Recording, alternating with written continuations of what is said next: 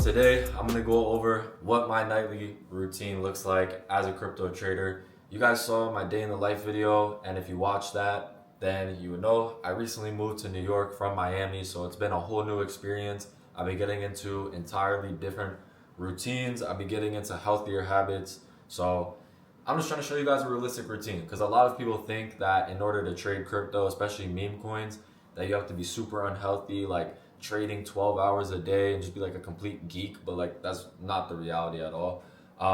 Obviously the more time the better, but I'm gonna give you just a realistic nightly routine that any of you guys can follow. But the first thing that we're gonna be doing is I'm about to work out right now. Typically I like to do things more at night. I'm definitely more of like a night owl.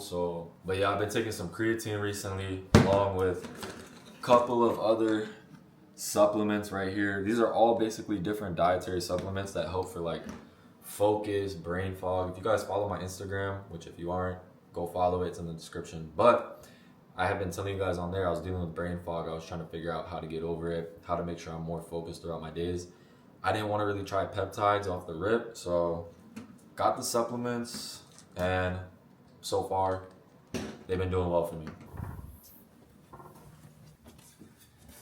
I really hope that the gym is not too crowded. I hate when there's like 50 people in the gym.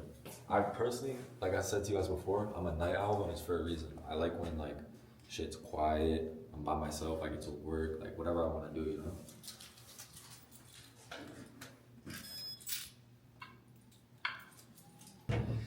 Let me know, yo, do you guys think I've been getting bigger? I feel like, I don't know if you can tell on the camera, to be honest, and I don't know if I've ever showed off my physique like that. I've just always been skinny as hell, but I feel like I'm already getting bigger. Level 12. It's been like a week of being locked in, so.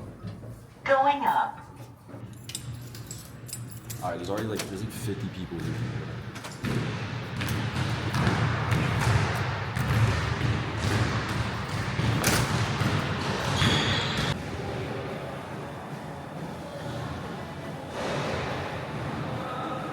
Alright y'all, the angle was garbage. I'm on my third set of pull-ups, so don't flame me. I'm gonna probably literally only be able to do 2. But I've been trying to get better with pull-ups recently, because I feel like calisthenics, like those people be like shredded.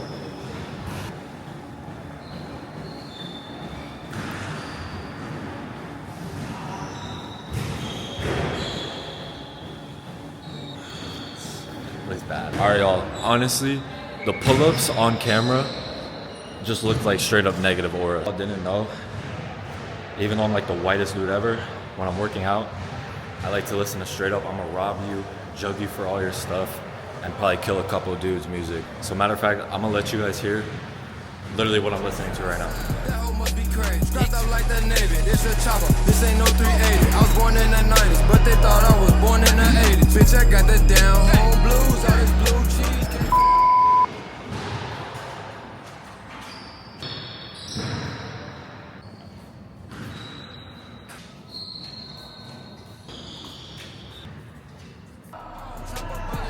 At your funeral, can't see your face because the closed casket. And I'm leaving with the whole mall like I just got my taxes. My new car give you the ugly face like you eat sour patches. We could find his ass, he was hiding, so we took it out on his rap. Bitch, I'm flea like that manic band, that cheap shit you tacky. That boy gon' fold. Alright, y'all. That's pretty much it for the workout. It's like 30, 45 minutes of it.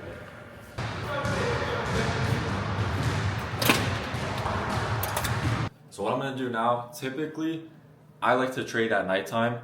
I'm not gonna be trading today though. Today was Sunday, it was Easter. I've not been focused all day. I like to have long sessions when I do trade. Now you do not need to be trading all day, but me hopping on the charts right now at 11 p.m., knowing that I'm not gonna be on till probably past 12:30 or 1, there's no point. If I have a session, I wanna sit down for a good 3 hours, 2, 3, 4 hours, and actually put in time, put in full focus and energy into that. On top of that, in about 20 minutes, it's around like 10:43 right now, and I have a call scheduled for 11 o'clock from one of my international students. It's around like 10 or 11 a.m. where he is right now. So I'm about to take care of that call, get on that, finish that up. But I don't think I'm gonna be doing any trading tonight. But if you guys do wanna see trading, I'll pull up one of my most recent trades that I hit like, I think like a day or two ago. We hit it for about like $1,000, so I'll pull that up.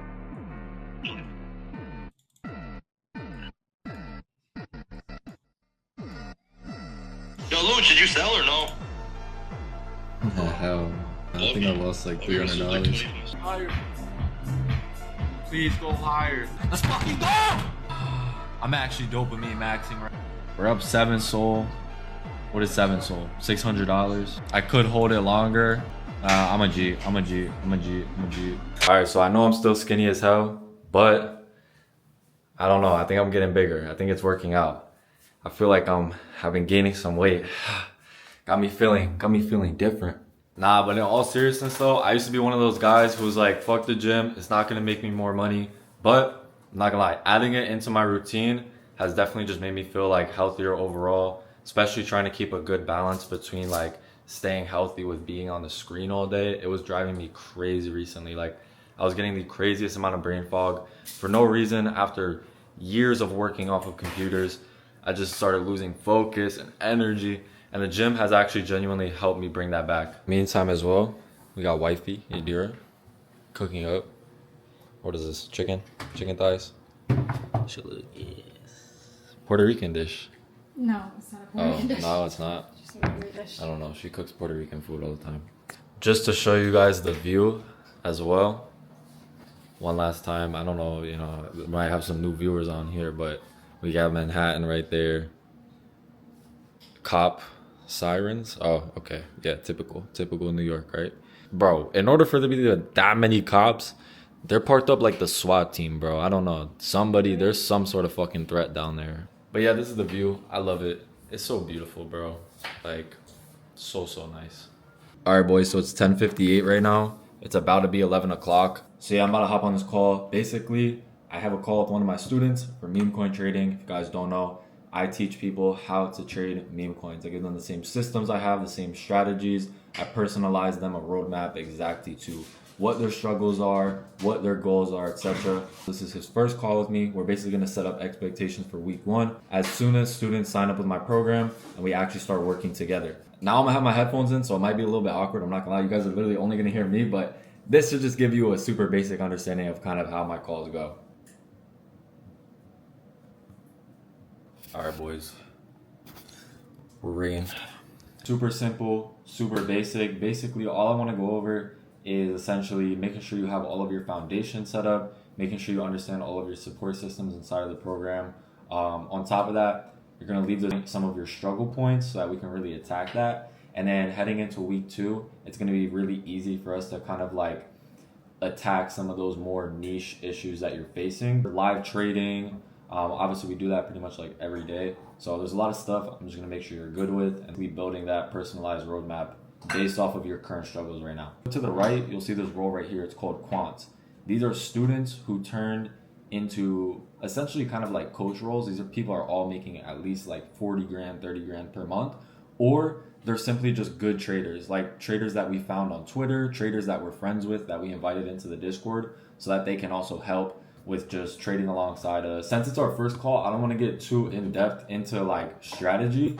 But if you go on Axiom right now, for example, right, is you're too late to the big narratives. You don't want to be looking this direction. You want to be looking at the sub-narrative tokens as well. You can make a ton of money off of these. So this was one of the coins I was referring to on the call. As you guys can see, I had some buys, a couple of buys placed in at around 15K market cap.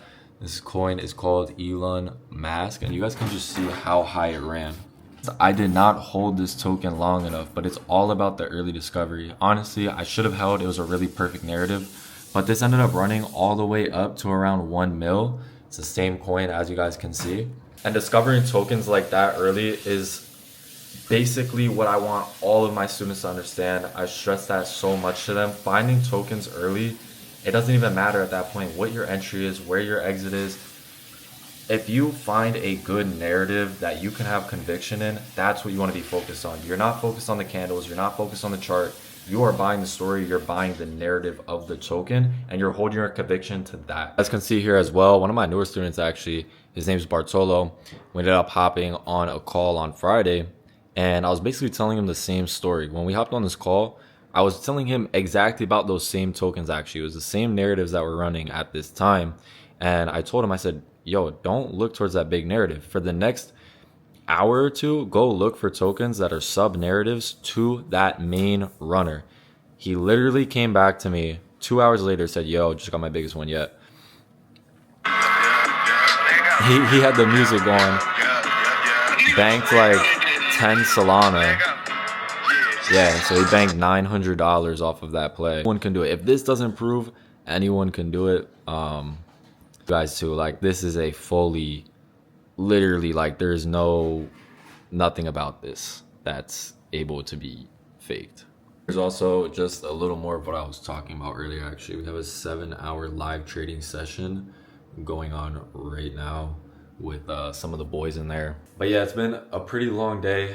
Like I said, it's been Easter as well, and so we're just gonna chill, have some family time, I guess, eat some cookies, some dinner.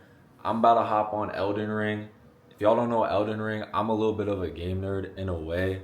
So at the end of my work, at the end of the night, I'm gonna hop on the game for an hour. The easy way to get my dopamine out without like having to go outside and go to like clubs and do like unhealthy stuff, you know what I mean? But I gotta pick up more like outdoor sports too.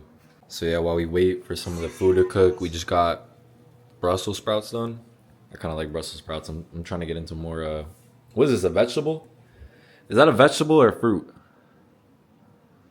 Okay, embarrassing, I guess. But I'm not gonna get my answer for some reason. Anyway, nice vegetable right here.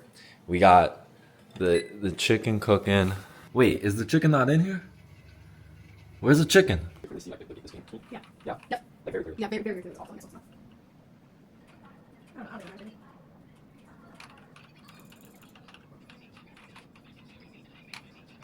Alright, y'all, the chicken is done.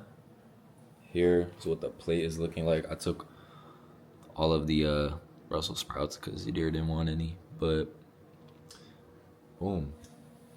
About to eat very swell. I don't know why there's a Domino's pizza here. Anyway, I'm eating with this big ass knife because all of the knives are in the dishwasher right now. Alright, y'all, so I'm about to eat this. While I'm eating though, I might as well tell you guys why I decided to move to New York, because if you guys don't already know, or if you haven't watched any of my old videos, I used to live in Miami. I used to post a lot of crazy vlogs. I'm still going to, by the way. I'm just getting some basic stuff out of the way now, but I plan on traveling soon, posting vlogs, doing more so stuff like that. But I used to post a ton of vlogs in Miami. A lot of people ask, why did I leave Miami? People say New York is cold, it's trashy, the rent is high.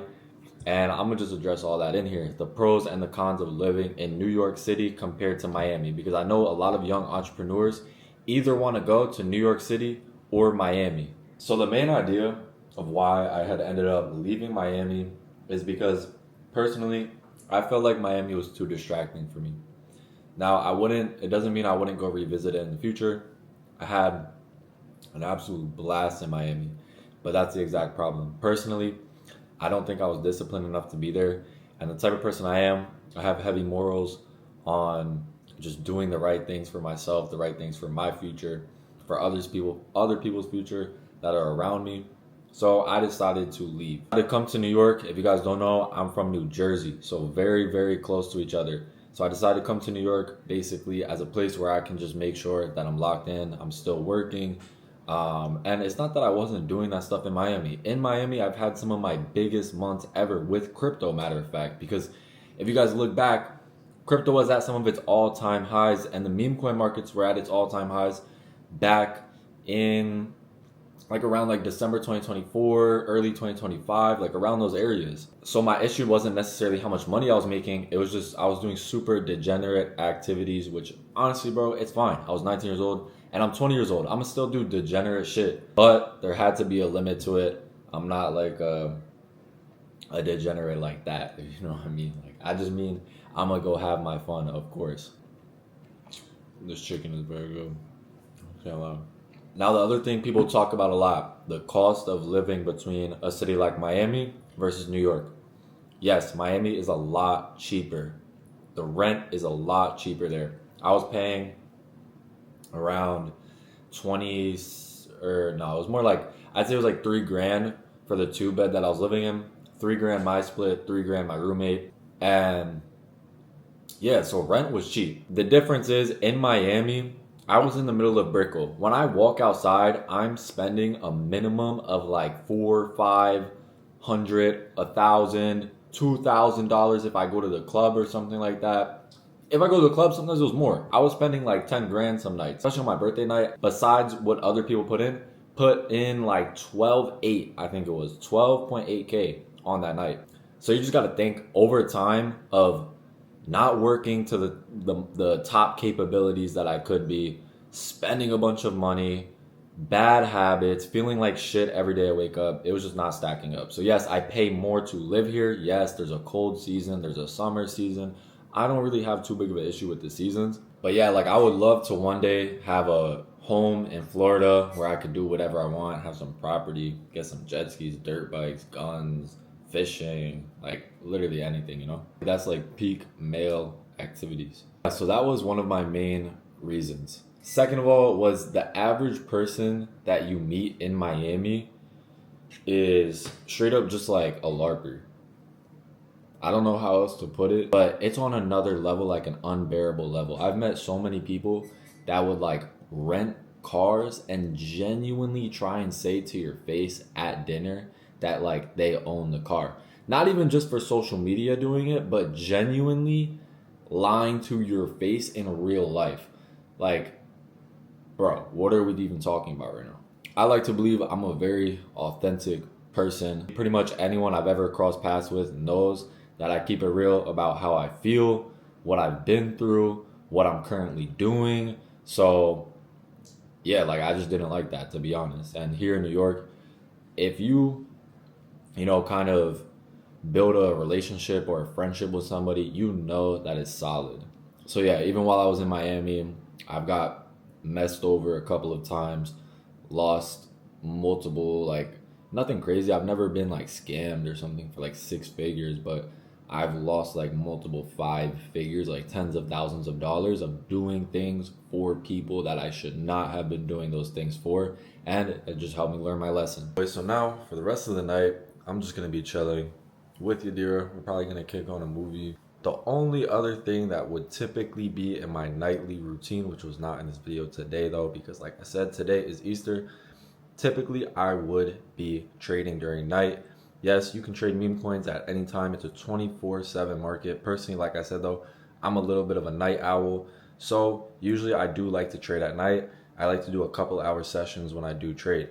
It would look something like this.